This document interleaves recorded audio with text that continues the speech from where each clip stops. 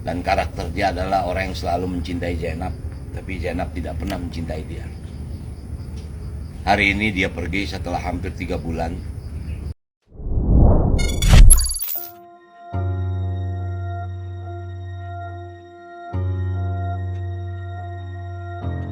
Pemeran Ko Ahong di sinetron Sidul meninggal dunia usai 3 bulan tak sadarkan diri. Kabar duka datang dari pemain sinetron dan film Sidul, Kasiman atau Salman Al-Farizi yang berperan sebagai Ko Ahong meninggal dunia. Kasiman, Ko Ahong menghembuskan nafas terakhirnya Selasa 13 Juni 2023 pagi karena sakit.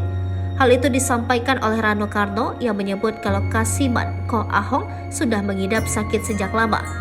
Rano menambahkan, Kasiman Ko Ahong tidak sadarkan diri sebelum akhirnya meninggal dunia. Kemarin saya sempat membesuk, bertemu beliau dan istrinya. Memang hampir 3 bulan, Ko Ahong tidak sadarkan diri. Dia ditidurkan karena penyakitnya ini, ucapnya.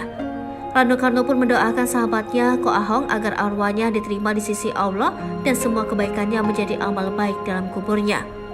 Saat ini, jenazah Kasiman Ko Ahong disemayamkan di kediamannya di kawasan Meruyung, Depok, Jawa Barat dan kabarnya akan dimakamkan sore nanti. Untuk itu marilah saya minta keikhlasan semua. Kita berdoa berdasarkan keyakinan kita masing-masing.